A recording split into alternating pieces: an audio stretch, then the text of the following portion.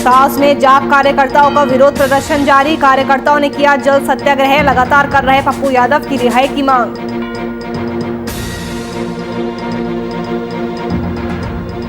भागलपुर में पत्रकार ने लगाई न्याय की गुहार, पड़ोसियों पर लगाया मारपीट का आरोप। न्याय न मिलने पर कलम छोड़ बंदूक उठाने की दी चेतावनी।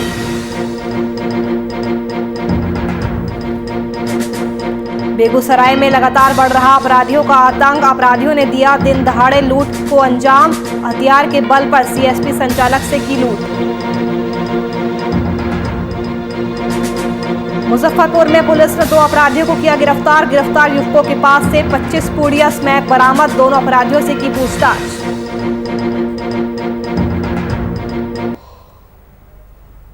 नमस्कार, वीआईपी न्यूज देख रहे हैं आप। मैं आपके साथ नूपुर सक्सेना। रुक करते हैं खबरों की ओर। कांग्रेस विधायक इरफान अंसारी ने एक बार फिर से बीजेपी पर हमला बोला है। इरफान अंसारी ने बीजेपी नेता और रांची के विधायक सीपी सिंह पर गंभीर आरोप लगाए हैं। इरफान अंसारी ने सीपी सिंह पर साजिश के तहत अल्पसंख्यक समुदाय को डेली मार्केट से हटा देने का आरोप लगाया है। इस संबंध में इरफान अंसारी ने मुख्यमंत्री और मुख्य सचिव से इस मसले पर पत्राचार करने का आश्वासन दिया है। का मामला है कि अस्थायीकरण लोग चाहते हैं और हरमू हाउसिंग कॉलोनी के पास माननीय उच्च न्यायालय ने इनको ज़मीन दिया था और भारतीय जनता पार्टी के एक नेता जो उस समय मंत्री थे सीपी सिंह, इन लोगों को बेघर कर दिया था, बेदखल कर दिया था डेली मार्केट से। अब जो ज़मीन मिला है ये हाई कोर्ट के आदेश से मिला है। अब ये लोग चाहते हैं कि इनका अस्थायी हो जाए, तो हमारे पास आए हैं। तो निश्चित तौर पर मैं इनकी बातों को सुना हूं और माननीय मुख्यमंत्री महोदय से और चीफ सेक्रेटरी से मिलकर इनको मैं अस्थायीकरण कराने का काम करूंगा।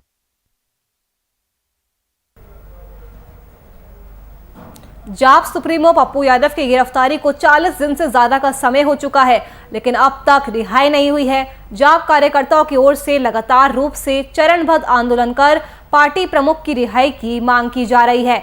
इस मांग को लेकर जारी प्रदर्शन की इसी कड़ी में जाप युवा कार्यकर्ताओं द्वारा पटना के अंटा घाट के गंगा नदी में जल सत्याग्रह के जरिए जाप अध्यक्ष पप्पू यादव को जल्द रिहा करने की मांग की गई है।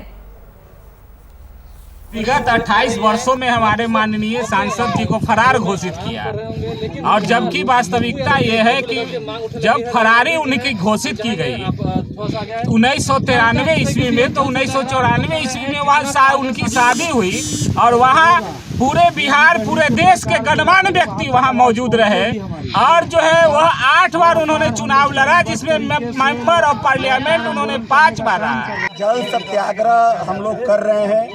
जन सेवक पप्पू यादव आज 1 माह से जेलों में बंद है।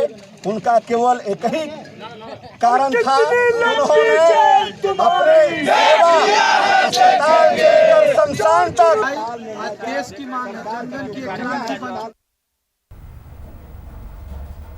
जाप सुप्रीमो पप्पू यादव की रिहाई की मांग को लेकर जाप कार्यकर्ताओं के प्रदर्शन थमने का नाम नहीं ले रहे हैं। अपनी मांग को लेकर जारी प्रदर्शन की इसी कड़ी में जाप कार्यकर्ताओं ने आज रोहतास जिले में जल सत्याग्रह किया। सत्याग्रह के तहत कार्यकर्ताओं ने पानी में हाथों में तख्तियां लेकर वो खड़े हुए। पप्पू यादव की रिहाई की मांग के साथ कार्यकर्ताओं ने कोरोना मृतकों को मुआवजा देने की मांग की और कोरोना मृतकों की सरकारी आंकड़ों की समीक्षा करने और अस्पताल में बेहतर सुविधा प्रदान किए जाने की भी मांग की है।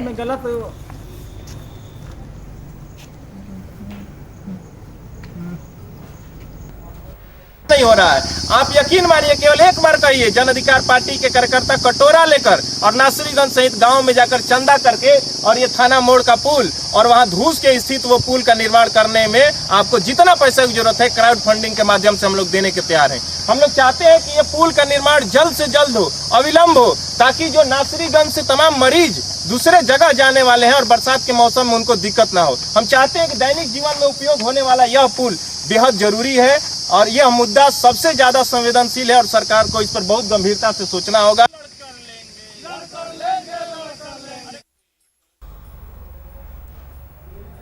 झारखंड में कोरोना के केसेस लगातार कम होते हुए दिख रहे हैं। संक्रमितों के आंकड़ों में हो रही गिरावट इस बात की गवाह है कि स्थिति बिल्कुल सामान्य हो गई है। लेकिन मौजूदा समय में एक चैलेंज है, जो कि है पोस्ट कोविड सिचुएशन, जिसके लक्षण संक्रमण से मुक्त हो चुके मरीजों में साफ रूप से देखने को मिल रहे हैं। क्या है पोस्ट कोविड सिचुएशन, इसकी जानकारी ली हमारे संवाददाता अभिनव कुमार ने सदर अस्पताल के covid in-charge doctor Ajit Kumar से। देखिए।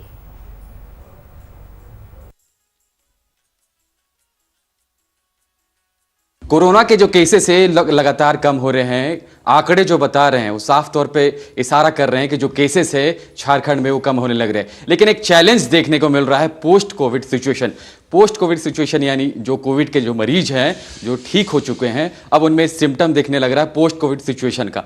हाफने की बात कह ले या कई तरह के सिम्टम्स दिख रहे हैं। पोस्ट कोविड सिचुएशन क्या है, हमारे साथ बात करने के लिए है पोस्ट कोविड इंचार्ज, उनसे हम बात करेंगे। सर, क्या सिनेरियो बन रहा है? केसेस तो लगातार कम हो रहे हैं, लेकिन अब चैलेंज के रूप में पोस्ट कोविड सिचुएशन है। सबसे पहला सवाल यही मेरा रहेगा कि पोस्ट कोविड सिचुएशन क्या होता है? देखिए, पोस्ट कोविड कॉम्प्लिकेशन कहिए, पोस्ट कोविड कॉम्प्लिकेशन और मैनेजमेंट, उसके लिए ये हमारा ओपीडी खुला है, जो झारखंड में इस बार किसी भी सरकारी अस्पताल में पहला पोस्ट कोविड ओपीडी है। और पोस्ट कोविड ओपीडी जो आपने पूछा कि क्या है, तो पोस्ट कोविड ओपीडी में हम वैसे मरीजों को देखते हैं जो कोविड से ठीक होकर अपने घर चले गए हैं, निगेटिव होकर अपने घर चले गए हैं, लेकिन घर जाने के बाद भी कुछ ना कुछ रेसिडुअल प्रॉब्लम्स उनमें रह गई है। जैसे कुछ मरीजों को थोड़ा सा चलने पर हाँफने लग रहे हैं, शॉर्टनेस ऑफ ब्रेथ जिसको कहते हैं, फिर थकावट आ जा रही है, कमजोरी आ जा रही है, नींद नहीं आना, छाती में दर्द होना, छाती में जकड़न जैसा लगना, पेट में दर्द होना, ये सारी समस्याएं हैं, विभिन्न प्रकार की समस्याएं जो पोस्ट कोविड मरीजों में देखी जा रही है। ब्लड शुगर का डिरेंज हो जाना, जब वो भर्ती थे तब थोड़ा उनका शुगर हाई था, लेकिन उससे पहले वो बिल्कुल ही ठीक थे, और घर जाने के बाद अभी भी उनका शुगर फिर से बढ़ा हुआ आ रहा है। तो न्यू ऑनसेट डायबिटीज़ का भी कंप्लेन आ रहा है। तो ये विभिन्न प्रकार की समस्याएँ हैं जो पोस्ट कोविड कॉम्प्लिकेशन के रूप में हमारे सामने आ रही है, जिसमें हार्ट अटैक तक भी हम लोगों ने कुछ मरीजों का सुना है कि हार्ट अटैक। ऐसा क्यों देखने को मिल रहा है सर कि जो कोविड पेशेंट रह चुके जो ठीक हो चुके हैं उनमें कई तरह के लक्षण दिख रहे हैं, तो इसमें कैसे इसको देखें? देखिए, ये जो कोविड-19 निमोनिया है, ये एकदम नया डिजीज़ है हमारे लिए। अभी सारे रिसर्च स्कॉलर, साइंटिस्ट, डॉक्टर्स सब कुछ अभी स्टडी कर रहे हैं। ये देख रहे हैं कि ये एक इन्फ्लामेटरी डिसऑर्डर है, ये एक थ्रोम्बोएम्बोलिक डिसऑर्डर है, और इसमें ब्लड का क्लॉट बन रहा है जो थक्का शरीर के किसी भी भाग में जाके ब्लॉक कर सकता है। तो इसलिए ये इसका जो मेन रीज़न है वो क्लॉटिंग डिसऑर्डर है। ये जो थक्का जाके हमारे हार्ट को ब्लॉक कर दे रहा है तो हार्ट अटैक हो रहा है, ब्रेन को ब्लॉक कर रहा है तो पैरालिसिस हो रहा है। इस तरह जिस अंग को, अगर लीवर को ब्लॉक करेगा तो लीवर इफेक्ट होगा। बहुत सारे मरीजों का लीवर प्रोफाइल भी गड़बड़ आ रहा है, एसजीओटी एसजीपीटी बढ़ा हुआ आ रहा है। इस तरह से ये हर एक अंग को कहीं ना कहीं कुछ न कुछ हद तक प्रभावित किया है। ये थे हमारे साथ जो पोस्ट कोविड के इंचार्ज थे, और इन्होंने कई सारे सजेशन दिए हैं, और जो प्रोटोकॉल है, जो सरकार का गाइडलाइंस है, उसको फॉलो करके चले, और कई सारे जो नियम है उसको फॉलो करना पड़ेगा, ताकि जो पोस्ट कोविड का सिचुएशन अगर आता है तो कई सारे जो नियम है उसको फॉलो करके हम इससे बच सकते हैं। अपने सहयोगी विशाल के साथ अभिनव कुमार, VIP न्यूज़, राजकोट। शाहजहांपुर में कोरोना संक्रमण को देखते हुए लगाए गए लॉकडाउन के पालन के लिए जिला पुलिस प्रशासन पूरी तरह से प्रयासरत है। पुलिस की ओर से लगातार रूप से नियमों का पालन करवाने के लिए अभियान चलाया जा रहा है। आपको बता दें कि पुलिस लगातार लोगों से घरों के बाहर बेवजह नहीं निकलने की अपील कर रही है। साथ ही नियमों का उल्लंघन करने वालों के खिलाफ कार्रवाई भी की जा रही है और उन्हें सख्त चेतावनी भी दी जा रही है।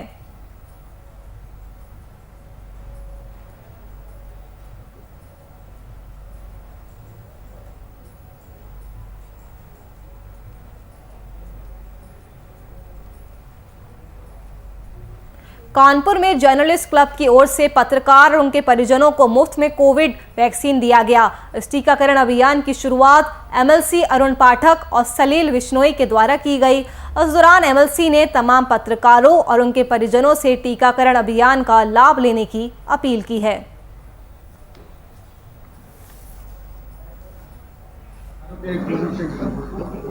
कोरोना को हराना है, वैक्सीन लगवाना है, इस संदेश के साथ आज कानपुर जर्नलिस्ट क्लब ने अपने भवन में वैक्सीनेशन कैंप का आयोजन किया है। उस कैंप में हमको और MLC अरुण पाठक को आने का आज सौभाग्य प्राप्त हुआ। जो भी लोग यहाँ पर वैक्सीन लगा रहे हैं और लगवा रहे हैं, वो दोनों राष्ट्र के इस विशेष अभियान में अपना सहयोग दे रहे हैं। मैं ऐसे सभी लोगों के प्रति आभार व्यक्त करता हूं। और पत्रकार तो वैसे ही समाज को जागरण करने का काम करते हैं।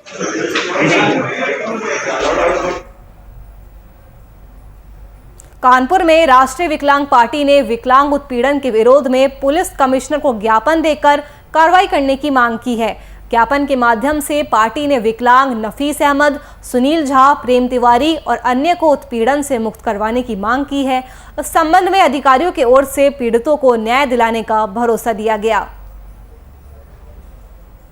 पुलिस कमिश्नर कानपुर को विकलांग उत्पीड़न के मामलों को लेकर के और दिव्यांगजन अधिनियम 2016 के मामलों को लेकर हम लोग ज्ञापन देने आए हैं। कमिश्नर साहब ने बहुत विस्तार से एक एक बिंदु पे चर्चा की है और कार्रवाई का भरोसा दिया है।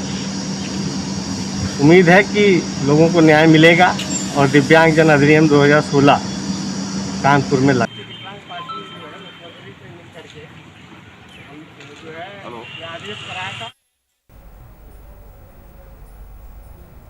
आरजेडी के झारखंड प्रदेश अध्यक्ष अभय कुमार सिंह ने फैसला लिया है कि आरजेडी सुप्रीमो लालू प्रसाद यादव के 74वें जन्मदिन को गरीबों के नाम समर्पित किया जाएगा। उस दिन राज्य के तमाम जिलों में गरीबों और जरूरतमंदों को खाना खिलाया जाएगा। साथ ही तमाम कार्यक्रमों का आयोजन कोरोना नियमों को ध्यान में रखते हुए किया जाएगा।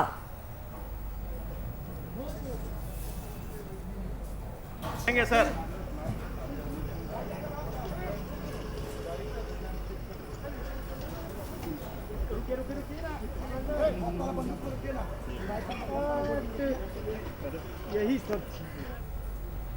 झारखंड में एक ओर जहां कोरोना संक्रमण कहर बनकर खड़ा है, तो वहीं दूसरी ओर गर्मी के बढ़ने के साथ ही पेयजल का संकट भी लोगों को सता रहा है। ऐसे में शुद्ध पेयजल का नहीं मिलना किसी आपदा से कम नहीं है। पेयजल की किल्लत का मामला चतरा जिले से सामने आया है, जहां जिला मुख्यालय से महज 7 किलोमीटर दूर प्रतापपुर प्रखंड अंतर्गत हरहद गांव के लोग पेयजल की समस्या से जूझ रहे हैं। पूरे गांव में पेयजल आपूर्ति का जिम्मा बस एक कुएं के ऊपर है। आपको बता दें कि गांव में लोगों के जल संकट की समस्या से निजात दिलाने के लिए झारखंड सरकार के मंत्री ने हर पंचायत में 5 चापानल लगाने का निर्देश भी दिया है। बावजूद इसके गांव में जल समस्या कायम है।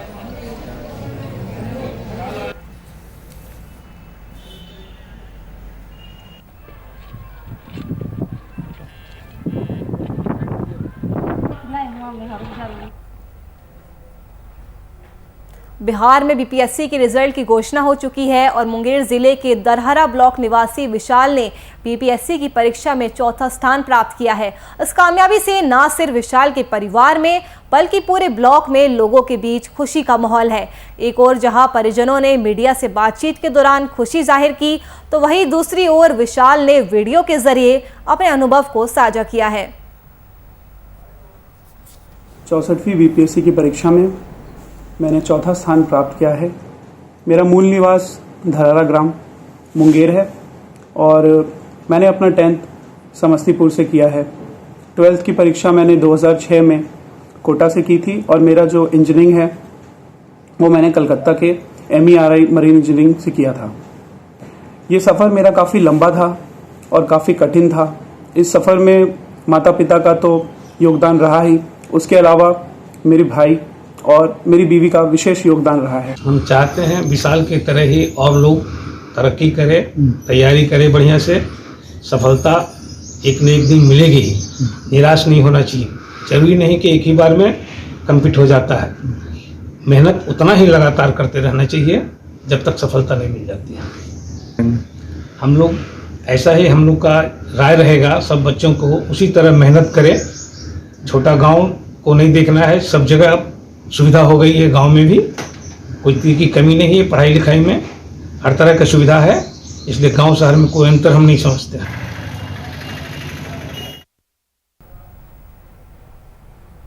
64वीं बीपीएससी की परीक्षा के परिणाम जारी कर दिए गए हैं।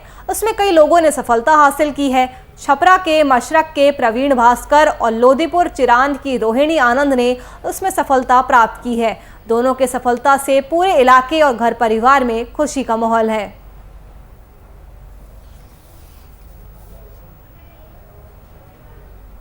हुई है और उसके पश्चात उच्च शिक्षा के लिए पटना चला गया।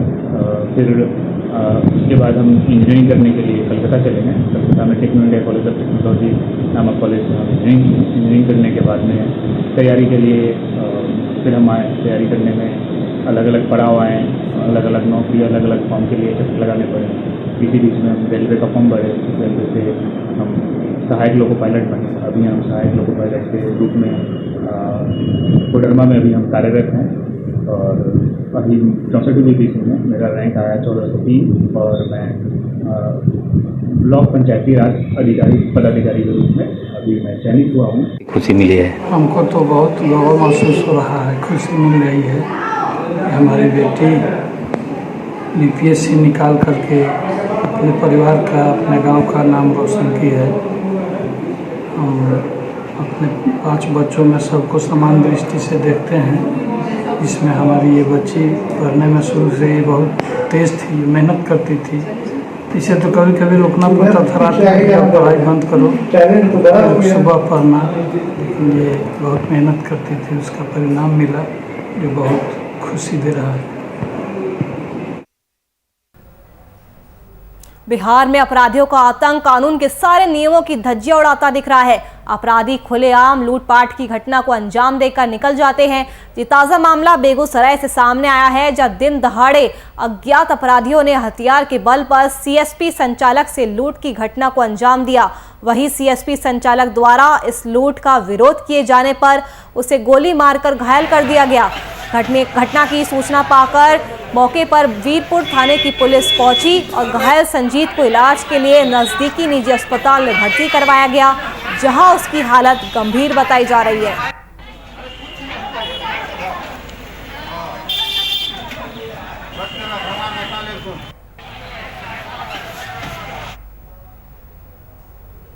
शेखपुरा में 2 पक्षों के बीच मामूली विवाद में हिंसक झड़प हुई। कोरमा थाने की इस घटना में लगभग 6 लोग घायल हो गए। घायलों को स्थानीय लोगों की मदद से सदर अस्पताल में भर्ती कराया गया। जानकारी के अनुसार विवाद का कारण डीजे बजाना था, जिसकी शिकायत एक पक्ष द्वारा किए जाने पर डीजे संचालक द्वारा पिटाई शुरू कर दी गई।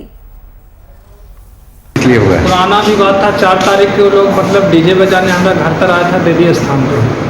तो कोई भी नाच रहा था तो लड़का बच्चा मतलब कोई भी देखता वहाँ पर, तो उसको कहना था कि तुम नहीं देखो। उस बच्चा को खींच के लोग मतलब मार रहा है साइड में ले जाके। जो डीजे बजा रहा था वही लोग मार रहे हैं। लोग मारा। तो उसके बाद जैसे हम लोग के भी जानकारी हुआ, हम भी बचाव करने के लिए गए। उस दिन भी मतलब 3-4 लोग के मारा।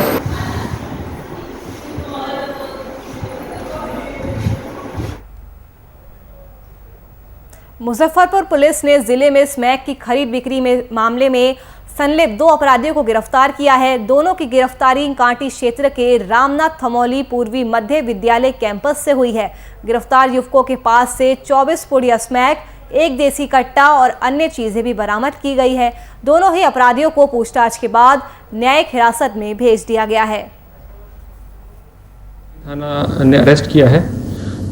पिछले कुछ दिनों पहले कांटी थाना पे NH पे इन्होंने रोड रॉबरी की थी। उसमें मोबाइल झपट्टा मार के छीना था, पिस्टल का भय दिखा के डरा करके छीना था, और भी कई वारदातों को अंजाम दिया था।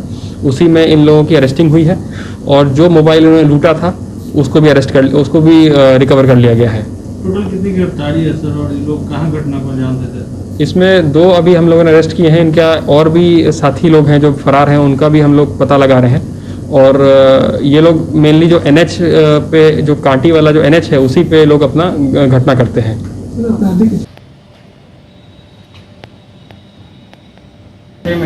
भी कर देते हैं। भागलपुर के नवगछिया थाना क्षेत्र निवासी पत्रकार रोशन रंजन ने नवगछिया के अनुमंडल पुलिस पदाधिकारी को लिखित आवेदन देकर न्याय की गुहार लगाई है।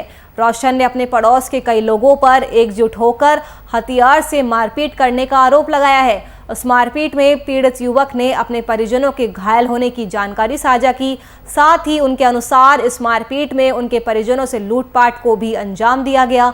इस उत्पीड़न से त्रस्त पीड़ित पत्रकार ने पुलिस प्रशासन से मदद की गुहार लगाई है और साथ ही मीडिया के सामने उन्होंने मदद ना मिलने पर कलम छोड़ बंदूक उठाने तक की भी चेतावनी दे डाली।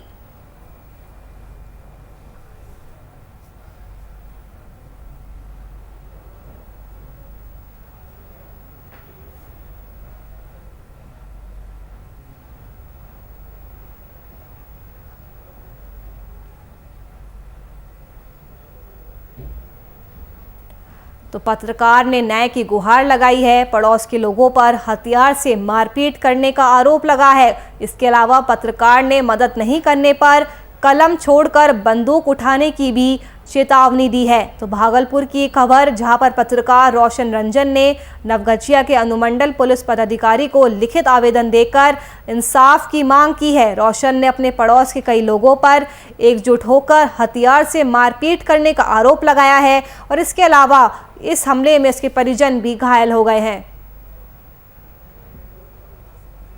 अगली खबर गोड्डा जिले के भगैया पंचायत से है, जहां आधे निर्मित स्वास्थ्य केंद्र भवन के छत पर एक युवक का कटा सर बरामद किया गया। इसका पता उस वक्त चला जब देर शाम आसपास के कुछ बच्चे भवन में खेलकूद कर रहे थे। इसकी सूचना मेहरमा थाने को दी गई। घटना की सूचना मिलते ही मौके पर पहुंची पुलिस सर को अपने कब्जे में लेकर आगे की कार्रवाई में जुट गई है। इस घटना को लेकर आसपास में दहशत का माहौल है, साथ ही कई तरह की चर्चाएं भी हो रही है।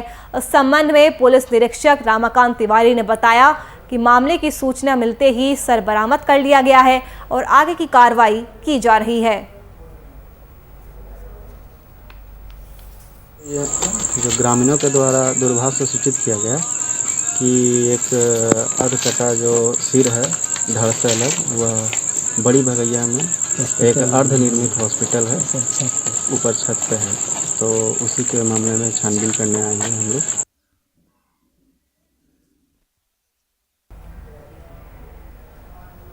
कन्नौज पुलिस को एक बड़ी सफलता हाथ लगी है। पुलिस ने पति की हत्या करने वाली पत्नी को गिरफ्तार कर लिया है। ये पूरा मामला कन्नौज कोतवाली क्षेत्र के रुदौली गांव का है। घटना के बारे में बताया जा रहा है कि घरेलू झगड़े से परेशान होकर महिला ने अपने पति को फावड़े से काटकर उसकी हत्या कर दी थी। वही महिला मानसिक रूप से परेशान भी बताई जा रही है। कन्नौज के थाना कोतवाली के रुदौली गांव में 7/8 की रात में एक महिला ने अपने पति की हत्या कर दी थी। जब इसमें महिला को गिरफ्तार कर लिया गया है और उससे जब पूछताछ की गई तो महिला ने बताया कि जो उसका पति था वो उसके चरित्र पर शक करता था और जिस वजह से इनके बीच में काफ़ी ज़्यादा विवाद होता था। जिस रात हत्या हुई उस रात 2 बजे तक इनकी आपस में लड़ाई हुई। इसके पश्चात पति सो गया था।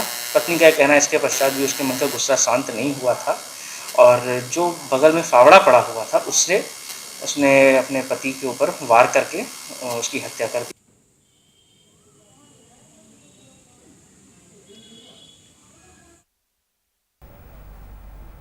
कैमूर जिले के बेलाव क्षेत्र में हुए सड़क हादसे में 2 लोगों की मौत हो गई। दोनों मृतक इटवा गांव निवासी बताए जा रहे हैं। जानकारी के अनुसार बाइक सवार युवक तेज रफ्तार वाहन की चपेट में आ गए। दुर्घटना के बाद दोनों युवकों को इलाज के लिए भभुआ सदर अस्पताल में लाया गया, जहां इलाज के दौरान उनकी मौत हो गई। स्थानीय लोगों ने वाहन चालक को पकड़कर पुलिस के हवाले किया। वही सूचना पर पहुंची पुलिस ने शव का पोस्टमार्टम करवाकर परिजनों को सौंप दिया है और पीड़ित परिवार की ओर से लगातार रूप से मुआवजे की मांग की जा रही है। करके बेलाव गया था मार्केटिंग करने, वहाँ से 7 बजे करीब में बेलाव गया सुबह में। वहाँ से मार्केटिंग करके आया, पेट्रोल टंकी पर पेट्रोल लिया और उसके बाद रोड पर चढ़ के इटवा जाने के लिए रवाना हुआ। तब तक वैन गाड़ी आके 4 चक्का मार दिया धक्का और वहीं वो गिर गया।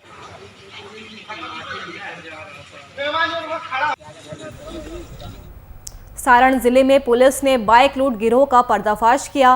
पुलिस ने गुप्त सूचना के आधार पर टीम का गठन करते हुए चोरी के 9 वाहन और नकद बरामद किया है। इस कार्रवाई के तहत पुलिस ने जिले के रिविलगंज थाना क्षेत्र से गिरोह के 4 सदस्यों को गिरफ्तार किया है। गिरफ्तार किए गए अपराधियों के पहले भी कई मामलों में संलिप्त होने की जानकारी सामने आई है। प्रेस वार्ता बुलाई गई है। इसमें हम लोगों ने पिछले कुछ दिनों से लूट की कई घटनाएं हो रही थी, उसमें लगातार प्रयास किए जा रहे थे और टीम गठित की गई थी। इसमें काफ़ी अच्छी सफलता मिली है और आज लगभग 1 दर्जन लूट के कांड, चोरी के कांड और सीएसपी लूट के कांड का उद्भेदन हुआ है। और ये मुख्य रूप से जो एक हमारा आपराधिक क्षेत्र यहाँ बन रहा था कुछ थानों को मिलाकर, जैसे रिविलगंज, कोपा, माझी, आपका एकमा, दाऊदपुर, ये जलालपुर तक का ये क्षेत्र है। इसमें एक बड़ा गिरोह सक्रिय था जो कि अंतर बिहार में चोर अपने मंसूबों को दिन दहाड़े अंजाम देकर कानून को खुली चुनौती दे रहे हैं और चोरों के उत्पात को रोकने में पुलिस पूरी तरह से विफल साबित हो रही है। बीते दिन कटिहार जिले के नगर थाना क्षेत्र में चोरों ने बाइक की डिक्की तोड़कर 2.5 लाख रुपए चुरा लिए। हालांकि चोरी का ये पूरी घटना सीसीटीवी में कैद हो गई, लेकिन वारदात के 24 घंटे के बाद भी अब तक किसी भी चोर की गिरफ्तारी नहीं हो पाई है।